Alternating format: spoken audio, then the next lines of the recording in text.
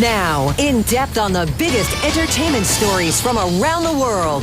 Well, Rosie is lucky she got to the doctor in time. Heart disease is the #1 killer of women.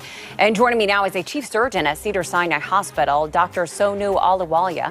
So, doctor, what does a stent do? Nancy, a heart attack is when the blood supply to the heart stops, right? And so a stent is a tiny tube that we put into the artery to keep it open to either prevent the heart attack from getting bigger or to prevent a heart attack at all. So what are the symptoms that a woman should look for? Women have symptoms that are quite different from men. You could have nausea, you could have shortness of breath, you could just have a feeling of indigestion. These are all things that we don't correlate with a heart attack, but that's what happens in women most of the time. Rosie has had plenty of heartache this year. Her talk show on OWN was canceled after just 5 months, and her fiancé, Michelle Rounds, was diagnosed with a rare medical condition, plus her continuous battle with her weight, something she talked openly about to Dr. Oz. I gain weight all in my stomach to the point that sometimes people will say to me, "Are you pregnant?" Recovering at home today, Rosie got a tweet from her adversary, Donald Trump.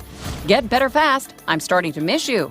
And her reply, "Well, thank you, Donald. I must admit, your post was a bit of a shock. Are you trying to kill me?"